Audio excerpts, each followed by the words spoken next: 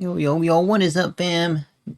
Dessert. 200 years ago. Let's check it out. Welcome to How to Cook That. I'm Anne Reardon and today we are making a 200-year-old recipe called a grand dish of snowballs.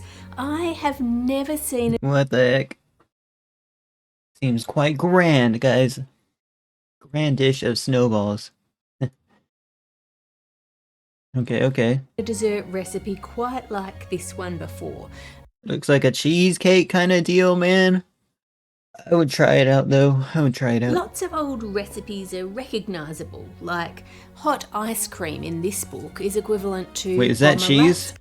It looks like cheese, bro. Nowadays. It's cheese. The grand snowballs seem to have been lost in time. First, it has us making a crisp paste, and a paste is what we would now call a pastry in our recipe books. Rub 1 pound of butter and 2 pounds of flour. Oh, it's butter, guys. It's just cut in like a square kind of... Very finely together. Then mix it with water into a paste the stiffness of butter. This is the choice paste for tarts made of fresh fruit. That's a pretty standard pastry recipe that we'd still make today, but that's about all you're gonna... You got a lot of batter right there. Just look at it, man. It's a huge clump, bro. Reminds me of when my grandma made cookies, bro. I'd eat the cookie dough raw, but it'd give me a stomach ache. You're gonna recognise about this dessert. Pare and take out the cores of 7 large baking apples. To pare just means to peel it, so that... Okay. Pear. Guys. With butter, we got apples. This actually looks like it will be pretty good, guys. Not gonna lie, like something. These are all ingredients that I would like. I'm very picky eater, but things are going good in terms of ingredients for this so far for me. That's easy, but I find taking out the cores of whole apples with a knife quite tricky and a little bit dangerous. If the cuts are not lined up perfectly from top to bottom, then it's impossible to get... Gotta get one of those cut-proof knives, or gloves rather, sorry. Gotta get one of those cut-proof gloves, or almost nearly cut-proof gloves. They're really cool. Get the core out without breaking the apple in half, which is not what we wanted. So to solve this problem in the that looks... She applied like quite some force right there, man. 1700s, they made their own gadget, an apple corer out of a hollowed out sheep's bone. Oh my goodness. I don't happen to have a sheep's bone handy, which I'm quite glad about, so I'm going to go with a modern apple corer to get this job done. There we go, we got a special device for it. We don't need... that would have been cool if she had a sheep's bone for it, though. I mean, right, guys? Just for the sake of the video. Next, we have to get the paste that we made and roll it out thin. Fill up the holes with quince or apricot marmalade. Now, I haven't seen apricot marmalade, so I'm just using half apricot jam and half homemade orange marmalade. Guys, what is marmalade, though, bro? I have no idea what she's talking about. It does take quite a bit to fill a hole of an apple, so it's just as well there's no sugar in the pastry, or it might be very, very sweet. Now it says to cover each apple neatly with pastry. Now, I'm not sure if it means just cover it over the top or to wrap it up completely, but because it's supposed to be a snowball, I'm going with wrapping it up, which to be... Apple plus whatever like dough she has. Okay. Would prefer like a smaller snack, though. I mean, it's quite a large like snack, I guess you could say, but apples are pretty good. To be honest, I'm not quite sure how to do. If I wrap it like you would with fabric and then squeeze the excess pastry together at the top and break it off, it all looks good until you turn it over and it's broken through the bottom. Several failed attempts later, and I settled on reinforcing the base and cutting a cross shape, then wrapping the apple up and gently pressing... Bro, she had to do trial and error for this recipe, bro. Dang. These would be pretty tough. Pretty tough. 1 second. There we go. Those joins to make sure that they are all sealed. Set them on a baking sheet and bake them in a moderate oven. Wait, we had ovens 200 years ago? Snap, bro, I'm getting old. I swear, when I was younger, we didn't have ovens 200 years ago. Maybe we did. Great care must be taken that they do not crack. The cookbook says, nothing can give so much pleasure at an entertainment as to observe a table sumptuously decorated with elegant and Oh my gosh. Yeah, it definitely seems like the writing style from 200 years ago. It's so elegant with it. appropriate devices. They give Back in high school, they made me read like books that were written around this time, so.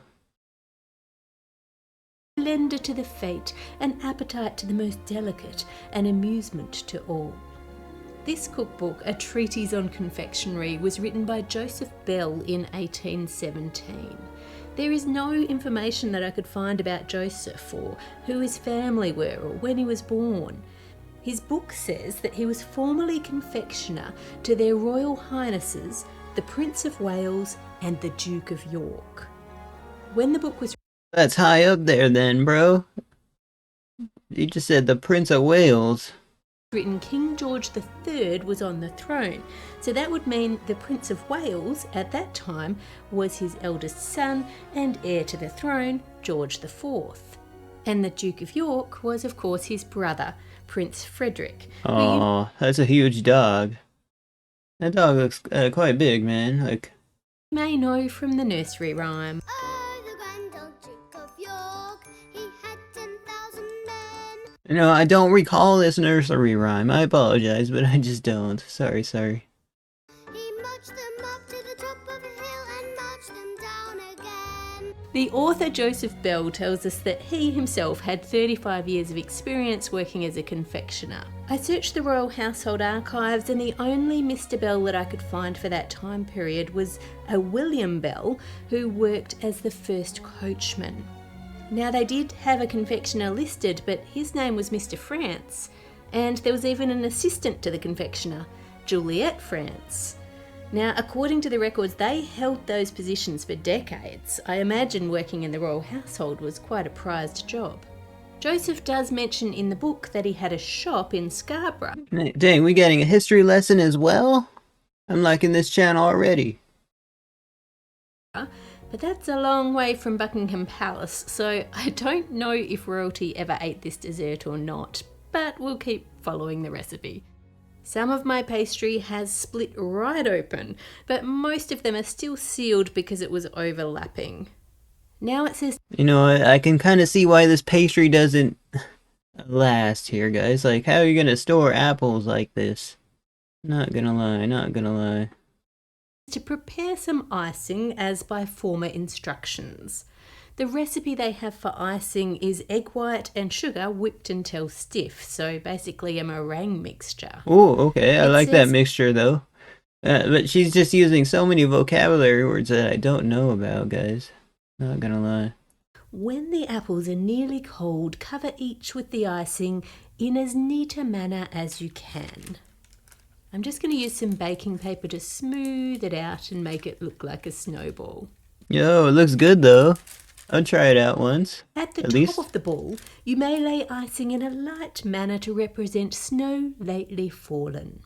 Now, we don't get snow here, so I'm not quite sure what it's supposed to look like when it's freshly fallen.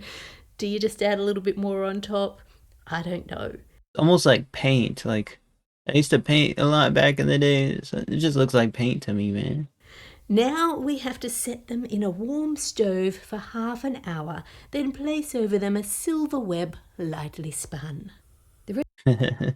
I do like her accent here though. Recipe for a silver web says, What the heck? take 1 pint of clarified sugar and a teaspoon I didn't even know you could clarify sugar. What? of lemon juice. Boil it in a small pan to the degree The only way I learned about clarifying was back when I used to make edibles. called caramelled.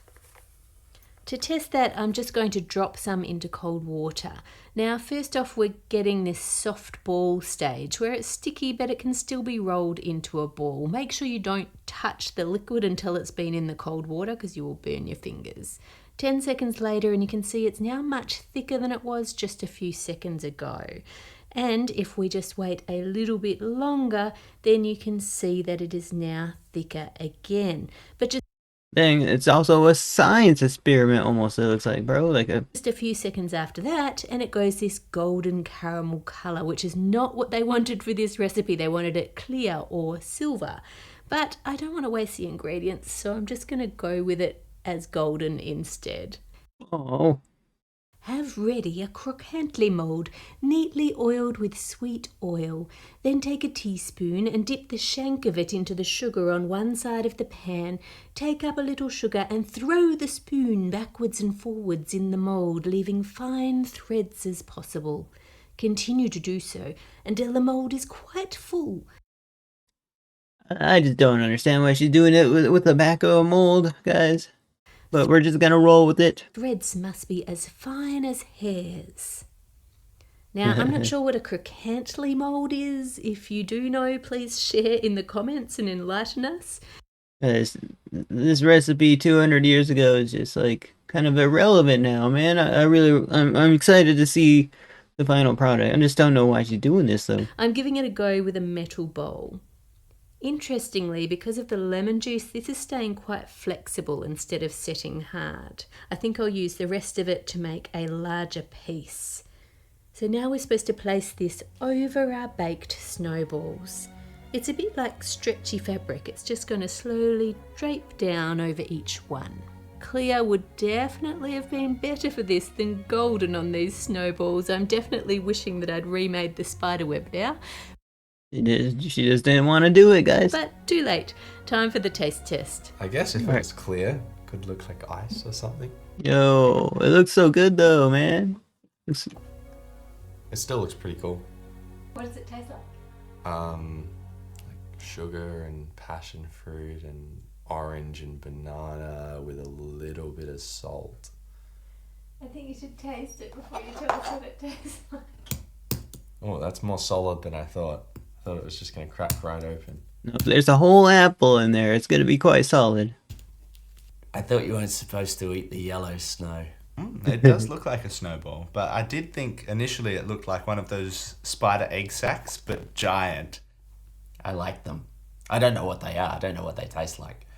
But I like the look of them. They make me feel happy. Get a nice big spoonful of everything, I think. Yo, It's it looks very so good. difficult to eat. I could see this being served at like some high-end like kind of party or something. These look amazing, man. I like them. Right, so meringue and sugar spiderweb on the outside. Oop, some sort of pastry. Oh. Oh yeah, that's good. Yum. Apple pie covered in meringue. It's good. It was very good. He likes it, yo. That's delicious. That's a win. Like, I'd have this again. It's delicious. Best 200-year-old recipe so far. This should be in restaurants.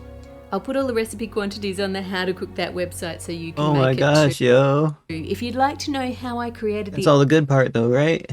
artworks for this video, I'll put a short behind the scenes video on Patreon for my patrons. Make it a great week by being kind to others, and I'll see you. Alright, guys. Very cool video. I love it.